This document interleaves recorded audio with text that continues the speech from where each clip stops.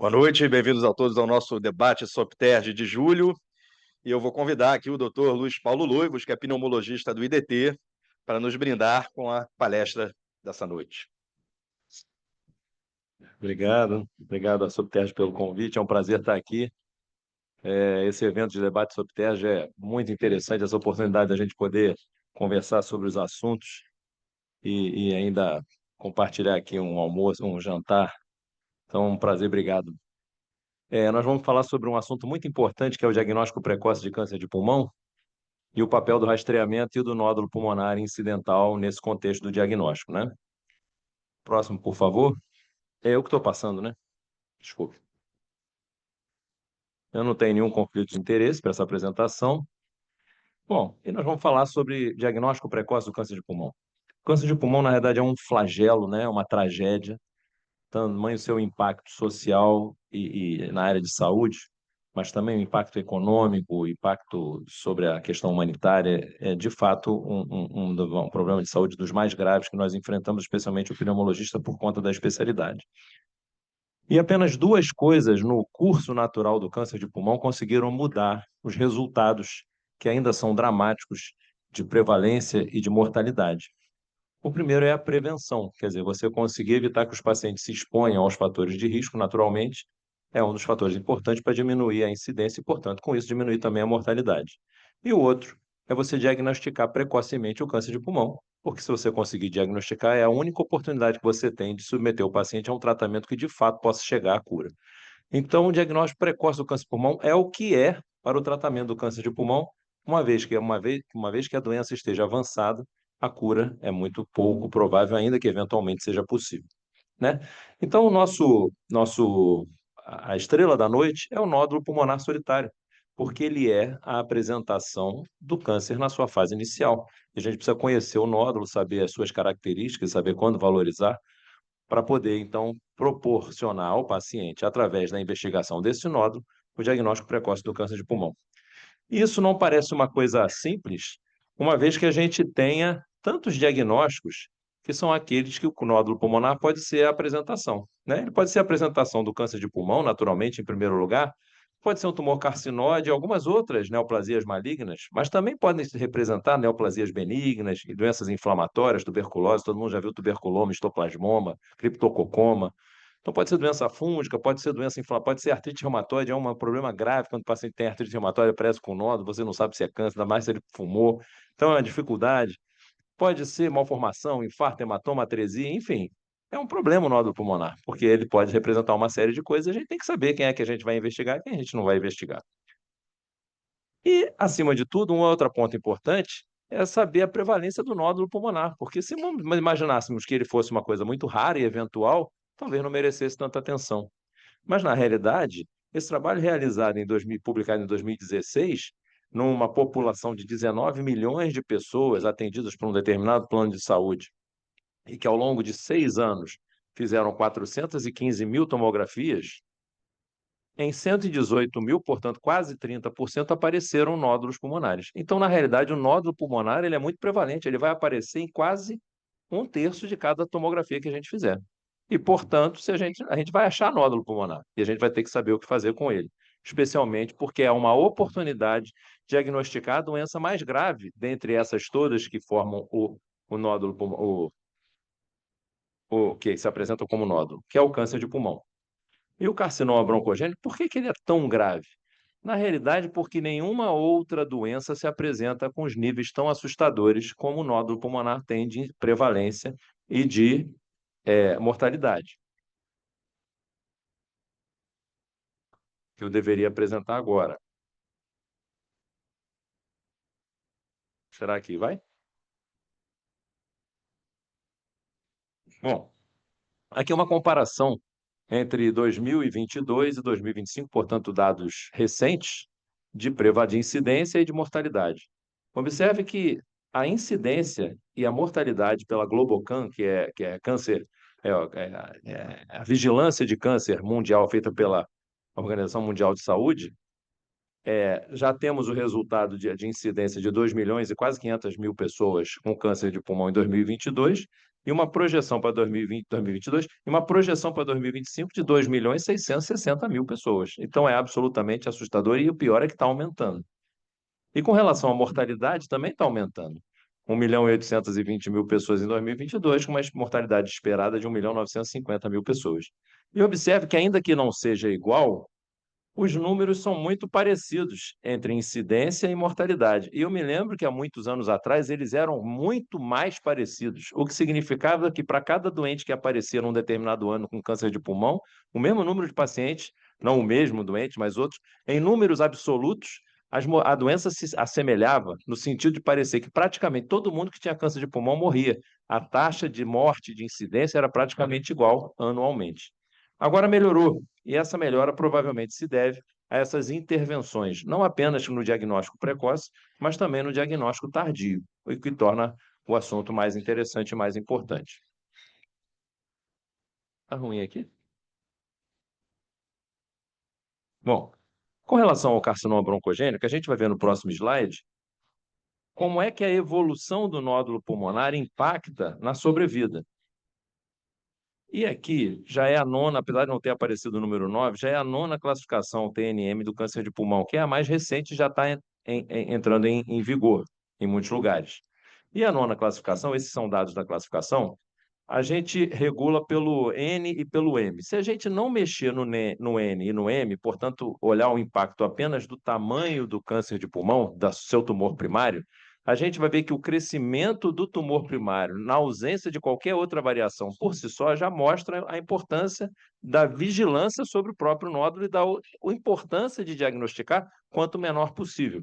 Um paciente que tenha um tumor até 3 centímetros, portanto, ainda um nódulo, entendendo que a massa é a partir de 3 centímetros e o nódulo até 3 centímetros de tamanho, nós vemos que um paciente que tenha um tumor de até 3 centímetros tem uma expectativa de vida em 5 anos de 82%, não havendo adenomegalia nem metástase à distância. Portanto, é uma expectativa boa. Se ele crescer para entre 3 e 5 centímetros, a expectativa já vai cair quase 20%, e a expectativa de vida em 5 anos é de 66%. Se ele tiver um tamanho entre 5 e 7 centímetros, já vai para 56%, portanto, caiu mais 10%. E se ele for acima de 7 centímetros, que é o que caracteriza o T4, quando a gente olha só o tamanho do tumor, a expectativa de vida em 5 anos, se não tiver metástase para linfonodo nem metástase à distância, é de 46%. Portanto, é uma doença grave, afeta muita gente, e se a gente deixar crescer, nós estamos perdendo para cada centímetro uma quantidade grande de percentagem de possibilidade de cura. Bom, e aí alguém poderá perguntar: mas tudo bem, ele vai crescer tão devagar, o paciente até evoluir, ele vai demorar 5 anos. Lógico que eu estou exagerando. E esses trabalhos justamente abordaram essa questão. Esse é um trabalho e esse aqui nesse cantinho é um outro trabalho. Esse primeiro é um trabalho feito por Medicina de Família, publicado numa revista de Medicina de Família. Mas observe o seguinte, eles até é um castigo muito interessante. Dentro das múltiplas possibilidades de visita etapas que um paciente com nódulo pulmonar se apresenta, a gente vai ver que ele vai passar por visita no médico de família, vai fazer raio-x, ele vai visitar visitas de day clinic, especialista não respiratórios, vai fazer no final uma tomografia, eventualmente vai parar no departamento de emergência. E observe que essas múltiplas etapas vão variar entre 1 e até 10, 11 semanas, com uma média de 4, 5 semanas. Então, se a gente perder a oportunidade de dar o diagnóstico rápido, esse paciente vai ter o seu diagnóstico feito, no mínimo, até que ele chegue, porque aqui o objetivo é chegar a um especialista, aqui ele não tem nem o diagnóstico ainda. Vai demorar mais ou menos 1 a 2 meses para ter o seu diagnóstico encaminhado. E esse outro trabalho se complementa essa informação, porque observou, através dessa referência que está alcançável por todos, se a gente demorar 4 a 8 semanas entre o diagnóstico e o tratamento, provavelmente nós vamos ter que fazer um novo estadiamento, porque em 4 em 8 semanas esse paciente terá o estágio aumentado em relação ao estágio original. E se você vai operar esse doente, provavelmente quando você abrir o tórax, aquele mediastino livre já não estará mais livre, porque já tem linfonodo e eventualmente mais alguma coisa. Então, isso é uma forma de ilustrar a importância do assunto e da gente buscar o diagnóstico precoce desses pacientes. Bom, a British Thoracic Society, está aqui a referência, em 2015 publicou isso, ainda não mudou muito, o roteiro natural da investigação do nódulo pulmonar. E, na realidade, são mais ou menos 4 possibilidades. Ou você vai achar ele incidentalmente no exame de imagem, vai fazer um exame de imagem do coração, do abdômen, que eventualmente pega a parte de baixo do tórax, vai fazer um exame de conteúdo de concentração de cálcio na coronária e tal, ou é um trauma, e você vai achar um nódulo que é uma oportunidade de diagnóstico. Ou você vai buscar o nódulo pulmonar através do screening naqueles pacientes que têm fator de risco para câncer de pulmão. E outras possibilidades são pacientes que já têm o diagnóstico de câncer e a gente vai estadiar ou vai fazer o follow-up. Esses dois do meio, para o nosso propósito aqui, não servem, porque a gente está querendo diagnóstico no doente que ainda não tem diagnóstico. Então, esses dois do meio não servem. E a gente vai ficar com os dois extremos. A oportunidade que nós temos é rastrear o doente ou investigar o nódulo incidental. E há pessoas que confundem. Então é importante a gente talvez, não diria que nenhuma dessas pessoas está aqui, mas vale a pena o reforço. O nódulo incidental, você já conhece a evidência, você já sabe que tem o nódulo, mas você não conhece o risco. Se for um nódulo num paciente muito jovem, provavelmente a chance de ser câncer é muito mais baixa. Então, conhecido o nódulo, a gente vai buscar as condições, as características clínicas para saber se esse nódulo merece uma investigação mais invasiva ou não. O paciente que vai fazer o screening, ele não tem nódulo nenhum. Você vai fazer o screening porque você vai procurar uma primeira manifestação de uma doença, mas você conhece o risco. Você sabe que é um paciente de 65 anos, que fuma muito, que tem uma história familiar de câncer, que tem enfisema pulmonar. Então, nesse doente, você tem que fazer o rastreamento, que se você não fizer, você perde a oportunidade de dar o diagnóstico. Então, essas duas são as situações que a gente vai abordar hoje. Esse primeiro, o nódulo incidental, você conhece o nódulo, vai procurar a condição clínica que melhor justificaria ou não a investigação, e esse aqui você conhece a condição clínica, mas vai ver se de fato existe evidência da doença já.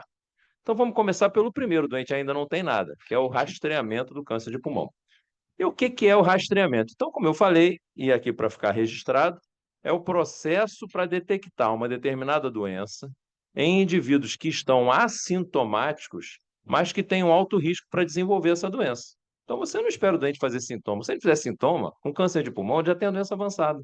Se ele está emagrecendo, se ele está com hemoptóxico, se ele está com dispneia, se ele está com muita tosse há muito tempo, esse doente já não tem uma doença que seja uma doença inicial. Então, o paciente assintomático que tenha fator de risco, é esse que é o paciente para fazer o rastreamento. E isso não é novidade. Desde os anos 60, você tem tentativas de rastrear o câncer de pulmão. No início, eu me lembro bem dessa época, quer dizer, no sentido que eu era estudante e tal, talvez começando a residência, os anos 80 aqui, se fazia tentativa de identificar o câncer de pulmão, de rastrear, através de citologia do escarro e raio-x de tórax. O paciente fazia esses exames para tentar ver se aparecia alguma coisa que ajudasse a dar o diagnóstico de câncer de pulmão, que já é uma preocupação desde sempre. E esses exames foram todos negativos, o que não significa que não seja apenas não vale a pena rastrear. Mas esses métodos não se revelaram interessantes para essa finalidade. Passado o tempo, começaram a observar os pacientes, seguir os pacientes com avaliação clínica periódica. E também não deu muito certo. Até que a partir dos anos 2000, praticamente todos os trabalhos que vieram dali para frente usavam comparação entre tomografia de baixa dose e raio-x de tórax, ou tomografia de baixa dose e nada, e acompanhamento clínico. E aí você começa a ter resultados interessantes, dos quais se destacam esses dois: o Nelson o NLST nos Estados Unidos e o Nelson na Holanda. O NLST, National Lung Screening Trial, atendeu 55 mil pacientes, então ele era gigantesco. E todos esses pacientes faziam tomografias anuais e avaliava se tinha nódulo pulmonar. Era interessante que o nódulo pulmonar selecionado era até a partir de 4 milímetros, o que hoje em dia não usaríamos como ponto de corte, mas que naquela ocasião foi utilizado. E esses eram os critérios: pacientes com idade de 55 a 75 anos, com maior ou igual, carga tabágica maior ou igual a 30 maços ano, e que tivessem parado de fumar há menos de 15 anos, ou que fossem ainda fumantes atuais. Então, ou está fumando ainda ou parou há menos de 15 anos. Nessa investigação dessa quantidade enorme de pacientes, foram identificados 1.060 nódulos na tomografia de baixa dose e 941 nódulos nos raios-x de tórax. Portanto, o raio-x adiantou alguma coisa. Mas essa possibilidade de investigação através desses métodos permitiu que 425 morressem de câncer com raio-x de tórax, portanto, mais pessoas morreram com raio-x do que com tomografia de baixa dose, 346. Então, a identificação mais eficaz e a redução da mortalidade na comparação com raio-x de tórax, na análise matemática feita, mostrou que a gente conseguiu reduzir, na comparação entre os dois métodos, a mortalidade em 20%, o que é naturalmente muito interessante. Então, ligou o alerta e quase todos os outros trabalhos apontaram nessa direção. O Nelson, que também teve milhares de pacientes avaliados, também, mas que na realidade comparava só a tomografia com acompanhamento clínico, identificou muito mais pacientes por ano desde a randomização, mas na hora de observar a mortalidade, aqueles pacientes que fizeram a tomografia tiveram muito menos mortes do que aqueles que acompanharam apenas clinicamente, com uma redução que foi até maior do que o NLST, foram uma redução de 24%. Então, a partir daí, e animado por outros trabalhos que mostravam resultados semelhantes, começou-se a selecionar e sacramentar que a tomografia de baixa dose é o único método baseado em evidência para a detecção precoce do câncer de pulmão que mostra, de fato, uma redução da mortalidade. Isso aqui é um statement da Sociedade Europeia e, portanto, definiu a tomografia de baixa dose como o melhor método de screening. E, portanto, o screening deveria ser iniciado ao longo de toda a Europa, porque ela tinha demonstrado potencial de salvar vidas. Então, beleza, maravilhoso. Vamos fazer tomografia de baixa dose em todo mundo, uma coisa fácil de fazer, tem dinheiro para todo mundo, vamos fazer, etc, etc. É lógico que a gente tem aí muitos caminhos, um caminho longo a percorrer, mas pelo menos o método inicial foi selecionado. Então, essa primeira coluna mostra o seguinte: se a gente não submeter 1.000 pessoas que merecessem rastreamento para câncer de pulmão à tomografia de baixa dose, 21 pessoas vão morrer de câncer de pulmão. Então a gente fica esperando, será então que quando eu submeter, será que eu vou salvar 18? Vou salvar 15? Os valores são um pouco decepcionantes. Quando a gente faz o screening em 1.000 pessoas, 18 ainda vão morrer de câncer de pulmão e só 3 vão salvar. Então eu fiquei pensando, meu Deus do céu, não é tão bom assim, talvez na dependência da estrutura que deva se montar. Mas isso se a gente pensar em 1.000 pessoas. Porque se a gente pensar em 1 milhão de pessoas, a gente está salvando 3.000. Se a gente pensar em 10 milhões, são 30.000. Se a gente pensar em 100 milhões, são 300.000 pessoas que vão se salvar de câncer de pulmão. Então isso tem um impacto do ponto de vista social importante. E possivelmente, ou diria mais, certamente, também um impacto econômico. Bom, mas isso tem um custo. Para você salvar 3 pessoas, 356 vão ter um falso alarme dentro das 1.000, o que é um pouco assustador. Um monte vai aparecer com nódulo, a gente vai ter que assustar. Ih, você tem um nódulo, você pode ter um câncer de pulmão. E 18 vão fazer procedimentos invasivos. Naturalmente, biópsia, eventualmente cirurgia, o que também é um pouco assustador. Então, eu acho que é um assunto que merece um debate, porque, naturalmente, tem números que a gente gostaria que fossem maiores. E é exatamente isso que merece uma discussão e que, ao longo dos anos, foi sofrendo essa discussão, essa análise. Será que é possível aumentar os benefícios e diminuir os riscos e o custo do tratamento, do rastreamento? Bom, a gente tem um rastreamento baseado em 3 coisas.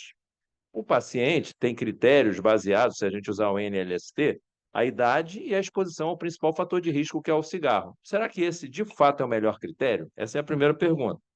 A segunda pergunta é a tomografia que a gente vai fazer? Beleza, está ótimo, está provado que é. Mas ela é suficiente? Há mais alguma coisa que você possa acrescentar a ela? E segundo, a gente identificou o nódulo. No NLST era só o nódulo, com 4 milímetros. Será que a gente pode, dentro da análise da imagem, também esmiuçar um pouco melhor, para poder achar mais gente com câncer de pulmão, né? Então, essas foram as perguntas e alguns trabalhos foram saindo de lá para cá.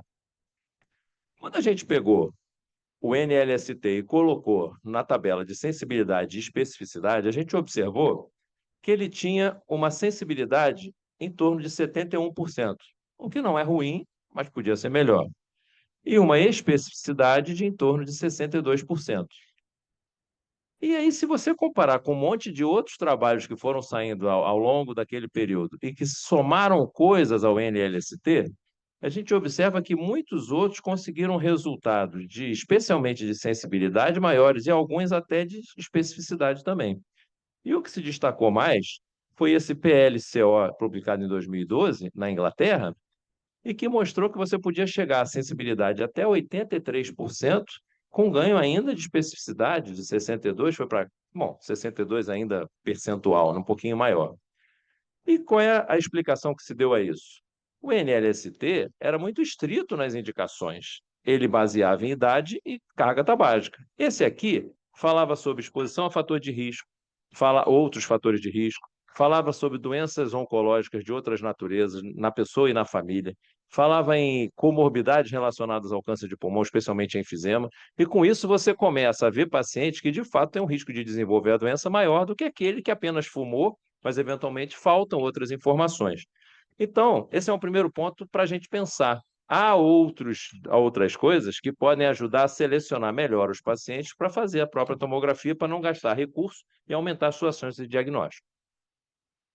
O Langerhans é um critério, são conjuntos de critérios de análise da imagem que vieram das imagens que vieram do rastreamento, para poder ver se a gente consegue melhorar, através de determinados critérios, a nossa chance diagnóstica. Por exemplo, um tumor endobronco, uma lesão, um nódulo endobronco, tem um índice de suspeita alto. Se o nódulo é grande, se tem especulação. Então, o Langerhans, ele começa a analisar dentro da imagem critérios que podem, uma vez presentes, ajudar a gente a investigar. Esse aqui investiga, esse aqui não tem isso, a chance é menor. E também pode ajudar a gente a selecionar os recursos. E observe que quando a gente colocou o Langerhans comparado com os critérios usados ao NLST, que eram presença de nódulo acima de 4 milímetros e ponto final, se observou que a gente conseguiu aumentar, reduzir, a sensibilidade caiu um pouco. Porque se você vai analisar todo o nódulo a partir de 4 milímetros, tu vai analisar nódulo à beça, mas muito sem necessidade. E se você usar o Langerhans, o falso positivo vai diminuir a mais da metade e o valor preditivo positivo vai dobrar. Então, na realidade, é um outro achado que, dentro da própria tomografia de tórax, você pode submeter o paciente a determinadas análises que podem ajudar a gente a buscar o diagnóstico com mais certeza num nódulo mais suspeito do que no outro. E, finalmente, se a gente for pensar em que métodos a gente pode associar à tomografia, esse trabalho muito interessante analisou o microRNA. MSC é o microRNA. E, na realidade, ele comparou pacientes que não tinham câncer em estudo de screening com pacientes que tinham câncer de pulmão. E não, qual foi o achado? Que é muito interessante, mas até poderia ser intuitivo se a gente pensasse antes, mas lógico, pensar antes de fazer não dá. O negócio é fazer para comprovar. Quem tinha microRNA alto, desculpa, o MSC alto, intermediário e baixo. Então, o microRNA alto, ele estava presente na maior parte dos pacientes que tinham câncer. Era muito raro ter o microRNA alto num paciente que não tinha, uma vez depois de confirmado se tinha ou não tinha. E o extremo oposto é o seguinte: o microRNA era muito baixo naqueles pacientes que de fato não tinham. E aqueles que não tinham o microRNA, sempre, e os que tinham, o microRNA pouquíssimas vezes era baixo, na maior parte das vezes era alto. Não sei se eu fiz confusão na forma de falar, mas o fato é o seguinte: havia uma coincidência, que não era coincidência, do nível de um microRNA com diagnóstico. Quando era câncer, o microRNA era alto, quando não era, o microRNA era baixo. Então, se a gente associar outros métodos, por exemplo, a dosagem no sangue do microRNA ao screening, aqueles que tiverem um screening, um nódulo suspeito, especialmente se a gente submeter eles a uma análise mais detalhada da imagem, e tiver um microRNA alto, esse cara a gente precisa operar, eventualmente até sem biópsia, enquanto que o outro, talvez, não sendo isso, não precisaria. Bom, isso é só para a gente fazer, então, há muitos outros trabalhos, mas acho que já entra em consideração para falar sobre o próprio caso do rastreamento que merece. Mas o rastreamento, qual é a nossa opinião sobre isso? Eu acho que ele é fundamental, quando for possível. E eu acho que ele é possível, dependendo da situação. Amanhã a gente vai falar sobre isso lá na UFRJ, e acho que ele é necessário. Ele tem benefícios, mas também tem problemas, sem dúvida nenhuma, de custo, problema de implementação. É preciso discutir Para aumentar os benefícios, talvez achando métodos que se somassem à única e exclusiva tomografia de baixa dose para melhorar os resultados e minimizar os danos. E, naturalmente, tentar associar isso a uma análise multidisciplinar que poderia melhorar os resultados.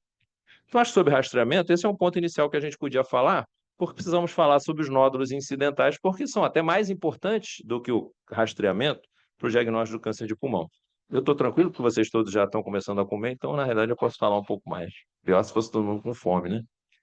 Bom, a maioria dos nódulos pulmonares que a gente vai se deparar, eles são nódulos descobertos incidentalmente. E mesmo nos centros de tratamento e diagnóstico de nódulo pulmonar, eles são a grande maioria. Nesse grupo aqui de um centro de nódulos pulmonares americano, de um projeto chamado Inova, que é voltado para o diagnóstico precoce de câncer de pulmão, 62% dos nódulos que aparecem naquela área para investigação são incidentais.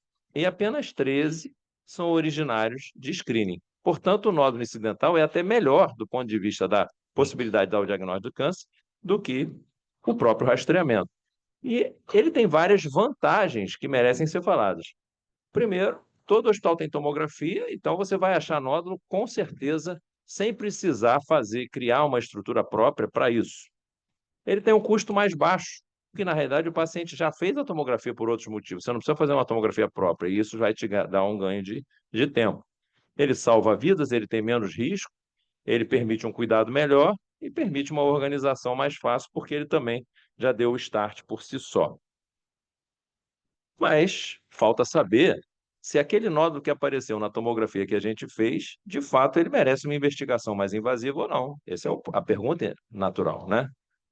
Então, esse trabalho publicado no New England, já em 2011, 2012, se não me engano, aqui está o nome, a gente consegue ver a referência, eu não botei aqui a data, foi baseado em 2 programas na realidade, de screening do Canadá. Esse estudo pan-canadense e a Agência de Câncer da Colômbia Britânica, que, na realidade, cada um deles avaliou, somados, quase 3.000 pessoas. 1.800 nesse primeiro, 1.090 no segundo.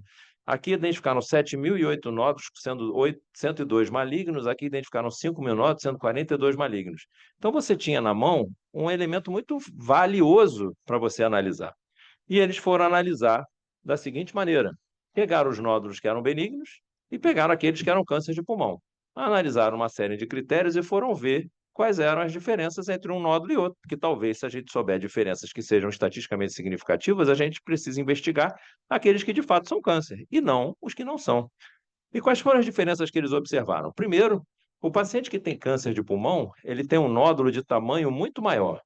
Então, em média, os que tinham câncer de pulmão tinham um nódulo de 1,5 centímetro. E aqueles que tinham doença benigna, o nódulo, em média, tinha 4 milímetros. Então, quanto maior o nódulo, maior a chance de ser câncer de pulmão.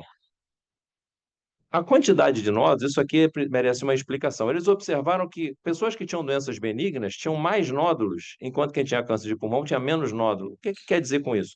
Às vezes a doença benigna você tem disseminação loco-regional e você tem micronódulos vizinhos. Às vezes o nódulo se destaca, mas quando você tem uma doença muito nodular, mesmo que numa área isolada, aquilo fala a favor de uma doença benigna, mais do que um câncer de pulmão, em que você tem um nódulo só, ou um nódulo que tem alguma segmentaçãozinha, mas é um nódulo só. E isso também atingiu relevância estatística. Se tem muito nódulo na mesma vizinhança, deve ser benigno. Também com relação à densidade, nódulos que são parcialmente sólidos, e aqui merece uma explicação. Você tem nódulo em vidro fosco e nódulo com densidade de partes moles, e tem nódulos que têm composição dos dois. Um pouco de vidro fosco, um pouco de parte mole, isso chama-se nódulo parcialmente sólido. O nódulo não sólido é só vidro fosco, o nódulo sólido é densidade de partes moles, e o parcialmente sólido, ou semissólido, é o que tem essa combinação. E o que é semissólido é o que tem uma chance maior de ser câncer de pulmão.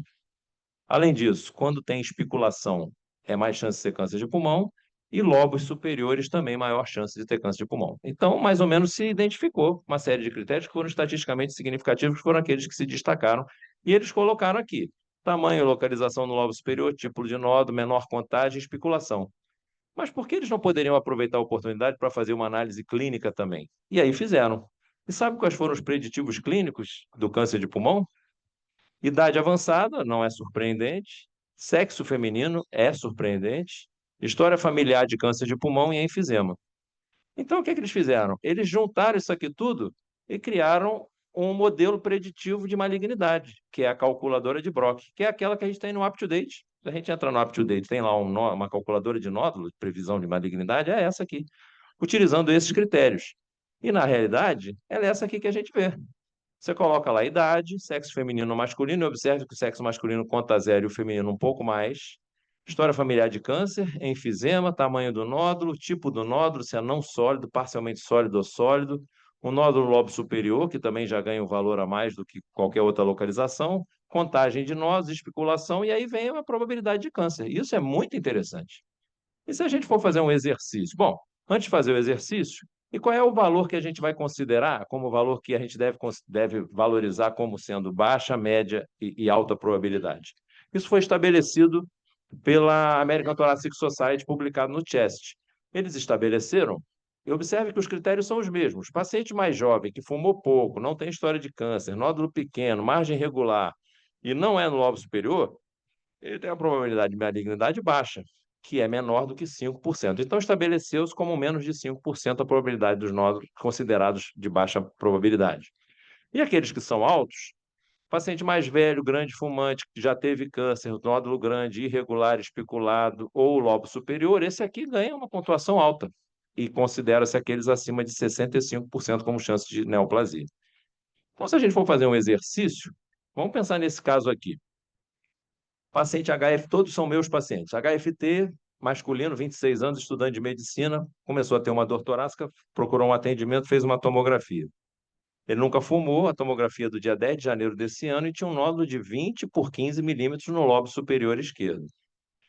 Qual vocês acham que vai ser o resultado da probabilidade desse paciente aqui? Bom, a gente pode pensar se será baixa, moderada ou alta. Alguém é capaz de dar uma ideia? Tem coisas interessantes e até controversas aqui, né? Não, controvérsia não há controvérsia, mas quer dizer, ele está no lobo superior, ele tem 2 centímetros, não é um nódulo eco, né? Não tem 4 milímetros, mas ao mesmo tempo é um cara de 26 anos que nunca fumou, estudante de medicina, pode ter sido exposto a alguma coisa.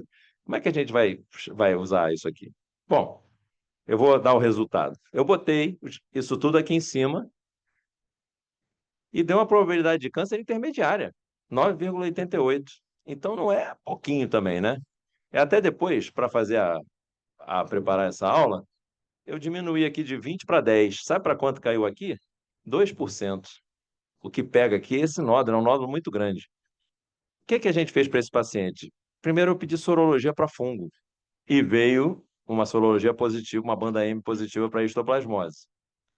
E aí a gente começou a tratar. Sabe o que aconteceu com o nódulo?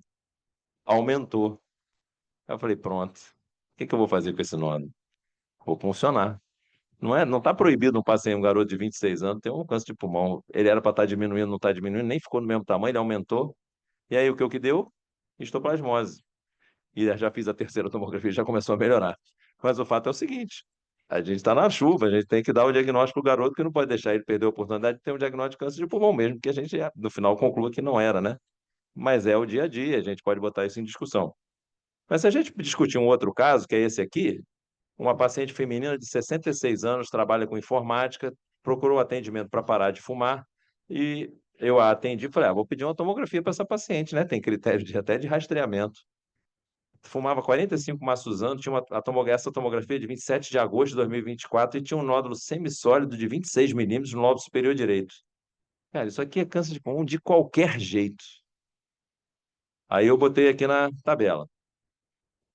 66 anos, femininas, enfisema, nódulo de 26 milímetros, parcialmente sólido, lobo superior, um nódulo só, 66%. Até achei que ia dar 90%. Essa aqui foi direto para a punção, porque não tinha como não ir, e deu adenocarcinoma. Então, na realidade, essa aqui bateu mais os achados do que aquele outro, especialmente porque aquele jovem tinha um nódulo no lobo superior muito grande, né? Mas como é que a gente lida com isso do ponto de vista prático? Não sei. Não está funcionando? Bom, agora eu já sei. Essa é a Fleischner Society e a regulamentação, a proposta que ela tem de investigação dos nódulos pulmonares.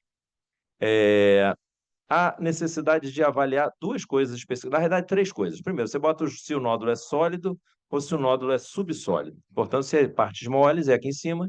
Se é vidro fosco ou semissólido ou parcialmente, você bota aqui para baixo. E você tem, então, uma vez dividido em sólido ou subsólido, você vai ver se ele tem um alto risco ou um baixo risco de malignidade e o tamanho do nódulo. Esse risco você pode botar na calculadora ou não, você pode arbitrar seu próprio pensamento, sem precisar dessa matemática tão precisa. Você olhou para lá, tem um jeitão, isso aqui não é baixa não é baixa a chance, a gente usa como se fosse alta. Eu acho que, na realidade, não temos aqui uma regra absoluta. Inclusive, tem um artigo mais recente que resolveu ver os gaps, os pontos, as lacunas que existem em todas essas recomendações. Não é claro o que eles chamam sobre alto risco e baixo risco. Então, a gente também pode ter uma possibilidade de fazer a nossa própria avaliação e de errar para mais, se for possível. Quer dizer, é melhor você botar como alto um doente que você acha que pode ser baixo do que botar como baixo um doente que tem uma chance maior de ser alto. Mas o fato é que você estabelecendo essa proposta, você vai ver, se o paciente tiver baixo risco e um nódulo muito pequenininho, menos de 6 milímetros, não precisa nem seguir. Agora, se você achar um paciente nódulo pequeno, mas de alto risco, é melhor você fazer uma tomografia em 12 meses. Se ele for um pouco maior, aí você já tem que observe que é igual, com tomografia em 6 a 12 meses para baixo risco e alto risco, porque à medida em que aumenta o tamanho, aumenta o risco de malignidade. E se ele tiver mais de 8 milímetros, também são semelhantes. E observe que eu acho que isso aqui também é um gap. Mas, logicamente, um paciente de alto risco com uma tomografia, um nódulo acima de 8 milímetros, eu estou muito mais propenso a fazer um PET ou uma biópsia do que acompanhar com tomografia em 3 meses. Aquela doente, eu nunca acompanharia com uma tomografia em 3 meses, porque a gente ia perder um tempo precioso. Então, na realidade, essa é uma recomendação da British da Fleischner Society. Bom, isso está dando certo. Surgiram e surgem, e cada vez mais você tem os grandes centros analisando nódulos pulmonares na busca de diagnóstico precoce do câncer de pulmão. E esse aqui é um centro de nódulo pulmonar baseado numa comunidade americana para estabeleceu-se para buscar o diagnóstico precoce. E o que eles fizeram? Muito interessante. Eles fizeram 3 comparações, começando com 2 externas à clínica propriamente dita. Uma, resultados nacionais. Eles pegaram os resultados da investigação de câncer de pulmão americanos e observaram que a grande maioria aqui não falhou, mas eu vou explicar. Esse aqui era tumor avançado, à distância, com metástase, estágio 4. Esse aqui era localmente avançado, e esse aqui é fase inicial. Então, eles observaram os resultados americanos, ainda que americanos, a grande maioria dos nódulos são identificados já quando já tem metástase. O segundo resultado melhor é com a doença já avançada. E apenas um percentual pequeno é identificado na fase inicial. Isso é até compreensível. Nem todo mundo consegue fazer rastreamento. E, acima de tudo, o paciente que você não rastreia e não tem sintoma, ele não procura atendimento médico, não procura atendimento, você não descobre. Ele só vai procurar atendimento quando tem sintoma e aí a doença já está avançada. Mas ele pegou dentro da própria comunidade dele, mas pacientes não analisados por aquele centro de nódulo, e observou que o resultado era exatamente igual. E era da vizinhança deles. Mesma coisa, a maioria era avançado, uma parte localmente avançada e uma parte menor era pacientes com nódulo, doença na fase inicial. Mas e aí eles analisaram seus próprios resultados de uma clínica especializada, e eles observaram que lá, numa clínica especializada, você consegue ter um diagnóstico. A maior parte dos pacientes é diagnosticado na fase inicial. Em segundo lugar, doença avançada, e um grupo muito menor, apenas 16% com a doença à distância. Portanto, vale a pena você investir no diagnóstico de câncer de pulmão e criar centros voltados para esse diagnóstico. E esse resultado em que você começa a ter diagnósticos mais precoces chama-se de stage shift, né? É a mudança de estágio. É um paradigma, é o que se busca em cada centro de nódulos pulmonares. Bom, quais são as tendências do estágio 1 do câncer de pulmão ao longo dos últimos anos em resultados americanos? Isso aqui foi feito pela American Cancer Society. E eu esqueci de botar a referência, mas eu tenho. Observe o seguinte: em 2010, apenas 23,5% dos pacientes eram diagnosticados com câncer em estágio 1. E passados 7 anos, isso aumentou de 23,5% para 29%. Isso é um aumento que dá aí uns 30% a mais. Então, isso é um resultado razoável. Enquanto que diminuiu os diagnósticos no estágio 2, de 9,5 para 8,6, no estágio 3, de 21 para 19, e no estágio 4, de 45 para 46. São melhoras muito leves ainda, mas já há um norte aí, um horizonte aí nesse resultado. Bom, aqui é só para encerrar uma homenagem. Amanhã é o dia do combate mundial ao câncer de pulmão. Quando o pessoal da Subterge me ligou para perguntar sobre se a gente falaria, foi o Alexandre Siminelli. Eu falei, pô, Alexandre, é no dia 1º na véspera do Dia Nacional de Combate ao Câncer Mundial, Dia Mundial de Combate ao Câncer de Pulmão. Então, acho que é uma oportunidade da gente falar sobre esse assunto, por isso eu aproveitei a oportunidade. Amanhã teremos um evento lá no hospital em que a gente vai abordar isso e trazer propostas para isso, para o diagnóstico precoce. A gente está pensando em ver se na UFRJ a gente consegue implementar no prontuário eletrônico para aqueles pacientes que têm critérios para rastreamento, que eles sejam rastreados. Como eu faço um ambulatório, esse é um ambulatório de oncopneumologia lá da UFRJ. Eu trabalho com a doutora Eloá, agora a Paulinha Werneck está lá conosco, essa aqui são as residentes da pneumo e da oncologia. Aqui é uma homenagem que nós fizemos ao Marcos Pascoal, que foi o grande idealizador disso lá na UFRJ. Eu e a Eloá, foi feita uma homenagem para ele. E a gente viu uma série de problemas. Por exemplo, recentemente chegou lá no ambulatório uma paciente que acompanhava num serviço da UFRJ há 28 anos. E chegou lá no ambulatório de oncopneum com uma massa enorme e nunca tinha feito uma tomografia de tórax. Cara, isso é inaceitável, mas não é inaceitável no sentido de crítica ao serviço. Cada serviço lida com as suas próprias, conhecer o próprio conhecimento. Se eu esperarem de mim de conhecer os critérios para rastrear o câncer de mama ou o câncer de cólon, estão ferrados porque não vou saber. Mas se é só aparecer como uma recomendação, se brilhar na tela do computador quando aquele paciente que eu estou atendendo no ambulatório aparecer esses critérios, eu vou pedir a tomografia, eu vou pedir a mamografia, eu vou pedir o que tiver que pedir, porque eu acho que é uma forma da gente otimizar esse tipo de tratamento. Então a gente está pensando, vamos aproveitar esse evento para poder trazer ideias e fazer propostas. Então é isso, queria agradecer aí o convite e estou aqui para responder as perguntas, quer dizer, se eu souber, né? Obrigado, Luiz Paulo. Vou abrir aí para o debate aí da plateia. Vamos lá, primeira questão aqui do Paulo. Fiquei esse contigo? Deixa comigo. Excelente, né? Mas eu fiquei aqui pensando em algumas coisas, né? Ainda é uma coisa que a gente tem que caminhar mais, né?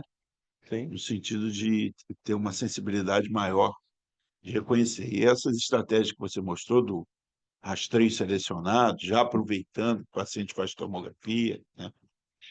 Mas uma pergunta um pouco até capciosa. Fazer rastreamento anual per si aumenta o risco da gente gerar câncer no paciente? É uma ótima pergunta, né? Primeiro que a tomografia é de baixa dose por causa disso. Ela não perde muito em detalhe da imagem, por mais que perca um pouco. E segundo, essa baixa dose é segura para tomografias anuais, entendeu? Então, nós não vamos fazer ninguém pegar câncer fazendo tomografia de baixa dose anual. Então, isso é seguro, é por esse motivo que esse é o método recomendável. Não se limita à busca incansável ao diagnóstico, mas também não submeter o paciente a um risco. Então, isso faz parte do entendimento de que esse método é o mais seguro e o mais recomendável. Entendeu? Perfeito, obrigado. Amém. Eu tenho 20 perguntas, mas eu vou fazer só duas.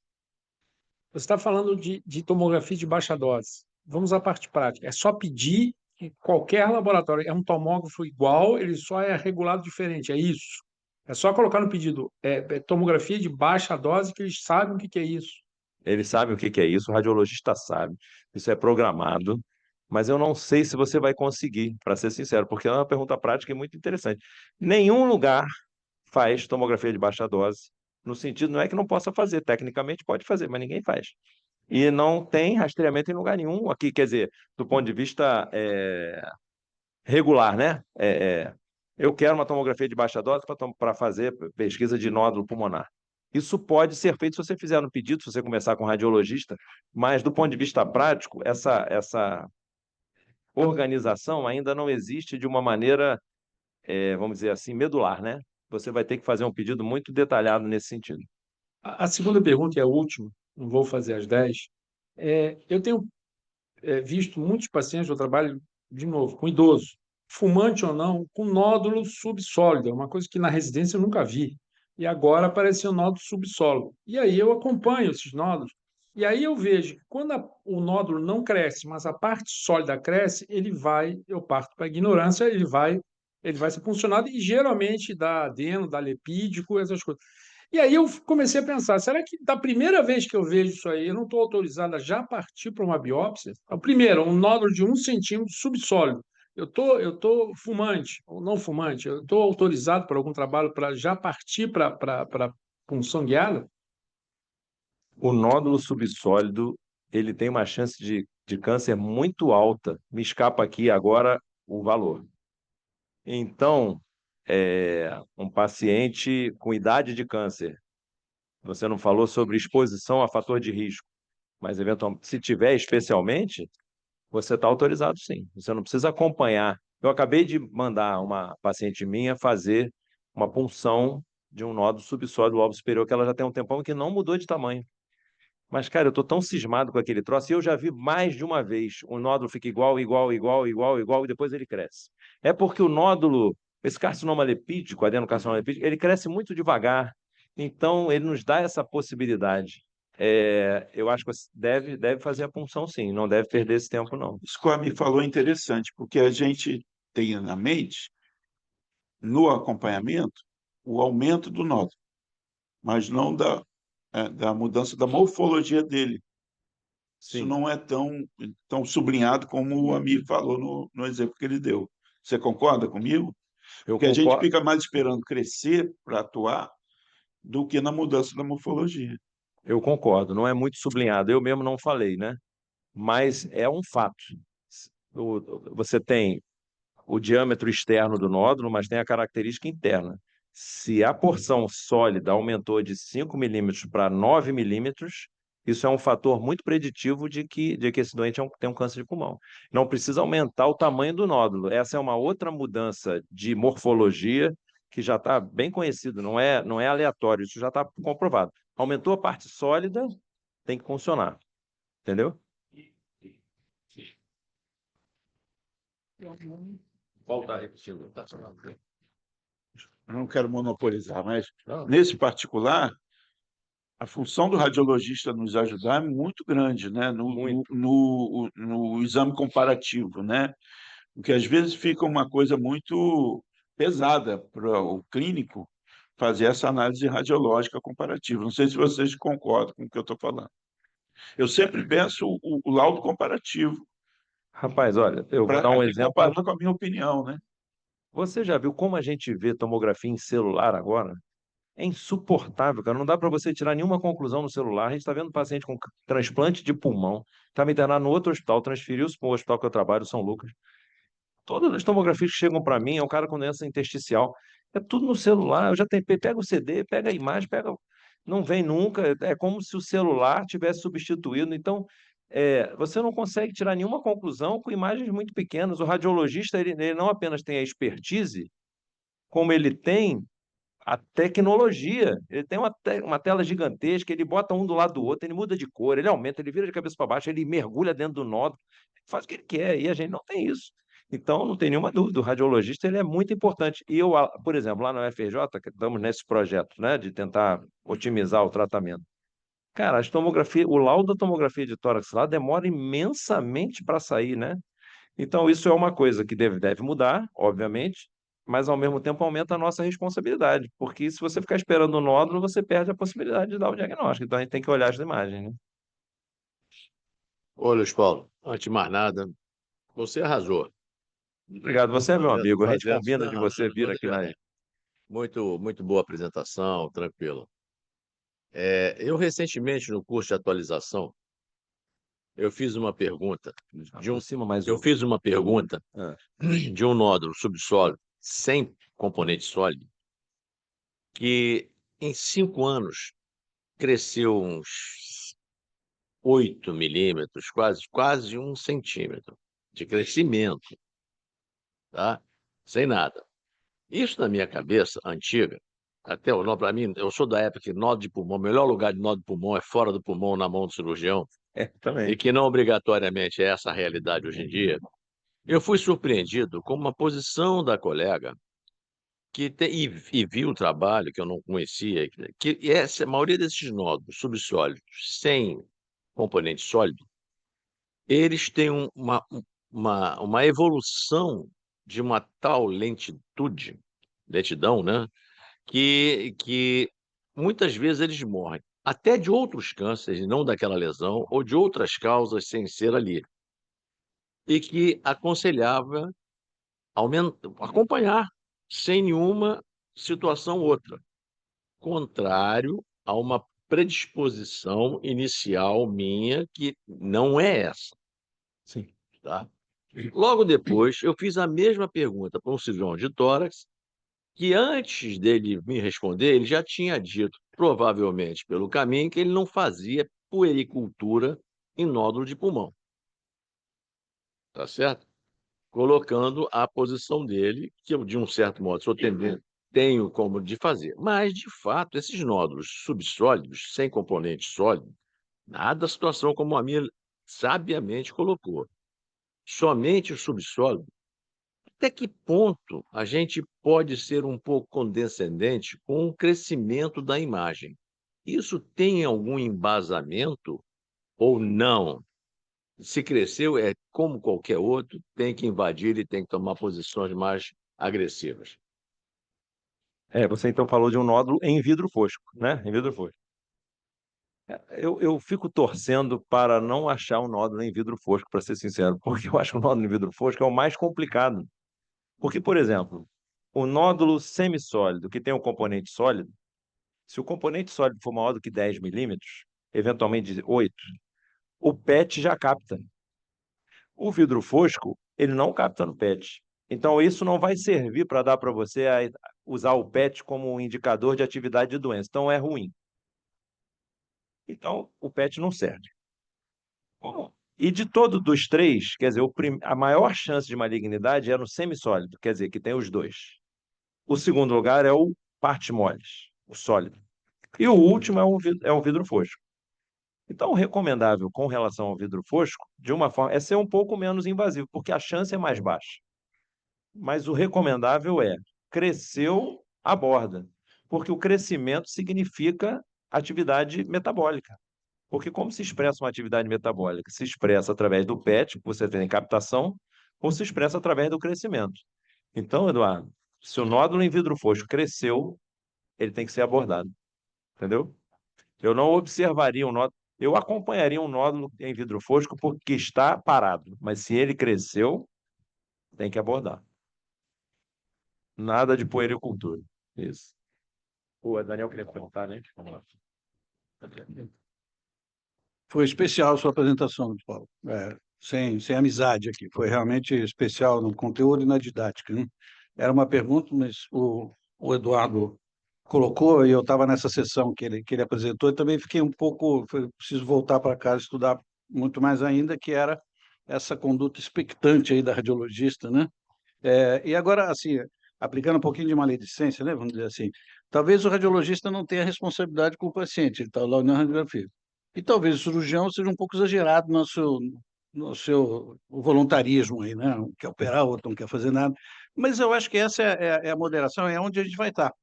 Essa, esse equilíbrio aí de tentar lidar com esse nódulo, né? E concordo, assim, se cresceu, eu acho que é sólido, é semissólido, qualquer que seja, eu só preciso, vamos dizer, me basear em intervalos que eu vou fazer para acompanhar esse nódulo. Aí talvez eu tenha algumas substâncias lá, algumas evidências, né? Vai ser daqui a 3 meses, vai ser daqui a um ano, isso me ajuda, né? Mas assim, reforçando até o comentário do Eduardo, você já viu sobre isso, a questão dessa conduta expectante é um pouco exagerado, estou falando você selecionar subgrupos aí, da qual você, não estou dizendo que seja feito isso, mas assim, você já viu sobre isso, trabalho sobre isso, assim, de esperar e ficar aguardando este nódulo aí, eventualmente não tratando, porque a pessoa podia ter uma longevidade aí de morrer de outras causas aí. Do vidro fosco, né? O nódulo de vidro fosco eu acompanho, de uma forma geral, eu sou pouco invasivo. Quando ele é misto, eu sou mais agressivo. E quando ele é só em vidro fosco, eu acompanho mais e só abordo quando cresce, que às vezes é uma cicatriz, né? Às vezes é uma cicatriz. Então, o em vidro fosco eu dificilmente funciono direto. Fico acompanhando. O semissólido eu quase sempre funciono direto, nem não acompanho nunca, é raro. Dependendo, não sei que você é uma pessoa muito jovem, né? Lógico, aí tem que. Mas num paciente de risco, com do nódulo semissólido, já vai direto. E o nódulo sólido, depende de seguir aqueles critérios. Tem um pouco de feeling, né? Tem um pouco de feeling, assim. E um pouco de tentar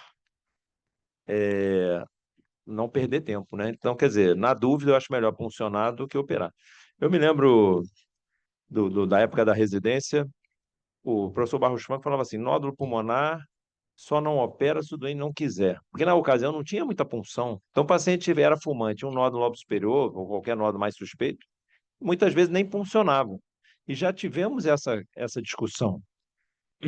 Só que agora nós temos mais recursos. Então, lógico que se você puder operar com diagnóstico, é melhor, né? Mas nós temos doenças granulomatosas aqui, que são sempre complicadas. Você vê exemplo daquele jovem que eu mostrei aqui. Eu puncionei. Tinha uma sorologia positiva, mas o nódulo aumentou em tratamento. Como é que eu não ia funcionar? Não sei o que vai dar, né?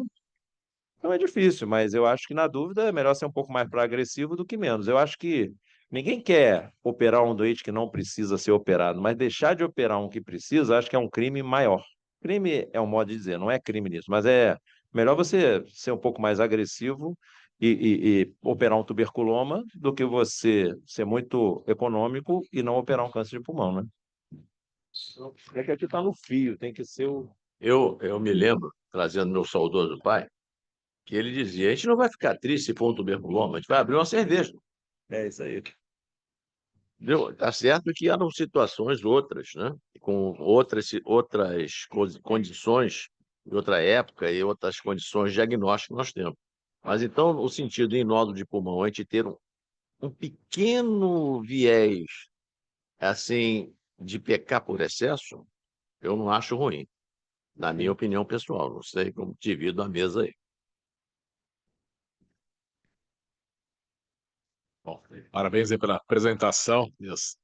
Bom, a questão da neoplasia em si acaba se desenvolvendo em função de múltiplas exposições ou agressões ao tecido. Isso inclui poluição e o tabagismo.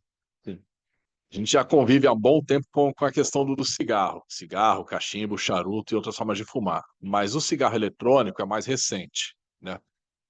Eu tenho a impressão de que talvez o tempo de exposição ao cigarro eletrônico até hoje talvez não tenha sido suficiente para ter um N importante para se saber se isso vai levar ou não ao câncer de pulmão, apesar de acreditar que acabe levando. No preparo dessa aula que você estudou, você já achou algum indício, alguma informação a respeito desse vínculo entre cigarro eletrônico e neoplasia pulmonar? No preparo dessa aula, não. Mas eu já vi. Porque a gente tem o prazer um privilégio de estar sempre na sessão clínica lá da pneumologia. Toda semana a gente discute a nossa sessão clínica, ela começa com um artigo e depois um caso clínico, né? E cigarro eletrônico é um dos focos de pesquisa nossa lá no IDT, e tem uma médica que trabalha lá conosco, que é a Natália, que é a tese de doutorado dela. Rapaz, a volta e meia a gente discute artigos de cigarro eletrônico. Primeiro, é impressionante a quantidade de nicotina que o cigarro eletrônico traz em comparação com o cigarro normal. É absurdamente maior. E já está relacionado a uma série de consequências no pulmão, né? Nós já sabemos, mas até então não tinha uma comprovação muito clara da relação entre o cigarro eletrônico, talvez até por ser mais recente, com câncer de pulmão. Mas já tivemos uma discussão lá na sessão sobre evidências mais recentes de que quem fuma cigarro eletrônico tem maior incidência de câncer de pulmão também. Então, já começam a surgir artigos embrionários assim que apontam nessa direção. É difícil, porque às vezes a pessoa que fuma cigarro eletrônico também fuma cigarro comum, e sempre haverá aquele espírito de porco que vai dizer, não é o cigarro eletrônico, é o cigarro comum, e às vezes não dá para você separar as duas coisas. Mas certamente eu acho que é uma questão de tempo para essas evidências que ainda são pequenas se tornarem mais robustas, entendeu? Eu acho que já lemos coisas nessa direção, sim. Não para o trabalho, mas para o nosso dia a dia lá. Tudo bom? Fala, Valtinho. Essas plataformas de deep learning, de entendimento melhor de radiologia, de inteligência artificial, você acha que eles estão caminhando para o conhecimento melhor dos pixels, dos nódulos malignos, e conseguir resolver essa questão um pouco mais cedo do que 6 milímetros, 8 milímetros ou 12 milímetros? É uma ótima pergunta. Também já tem trabalhos assim. Já tem. é, Eu trabalhei um período com NLP, Natural Language Processing. Era a busca pela inteligência artificial de informações do laudo. Então, a inteligência artificial filtrava num universo de um monte de laudos, um monte mesmo gigantesco de rede, e selecionava aqueles que tinham nódulos que mereciam, então, uma avaliação pessoal, né? Que a gente acabava buscando rastrear. Rastrear, que eu digo, não é esse rastreamento, dentro daquela informação, ver aqueles que mereciam, nódulos já identificados, portanto, era o nódulo incidental que eu estou rastreando, entre aspas, para ver aqueles que mereciam maior atenção. Mas existe a inteligência artificial aplicada à imagem direta. Então, já pulou a etapa da aplicação da imagem ao laudo e já estamos aplicando a inteligência à imagem. E a imagem já diz proporção usando critérios de imagem, de malignidade, dá uma ideia de percentual de risco da própria imagem. Então, isso já não é prático, não tenho conhecimento disso existir do ponto de vista prático, mas isso já existe como, pelo menos aqui não existe nem como pesquisa consistente, mas já existe como pesquisa no mundo e, eventualmente, nos lugares mais desenvolvidos, já existe até como fato concreto, né? As perguntas? Espero que não. Bom, agradeço mais uma vez ao Luiz Paulo, ao Amir e ao pessoal da GSK que apoiou aqui a gente hoje, né? Lembrar do Pneumo em Rio, né, que está com as inscrições abertas. Quem ainda não se inscreveu, está lá a programação no site, tanto do congresso como dos cursos pré-congressos. Não deixa de se inscrever, olhar lá. E o nosso podcast que vai sair agora no dia 2, né, que é sábado, né, que vai ter a presença do Jorge Pio, né, para falar de tuberculose. Tá bem bacana, não deixem de ouvir também. Muito obrigado aí mais uma vez. Boa noite.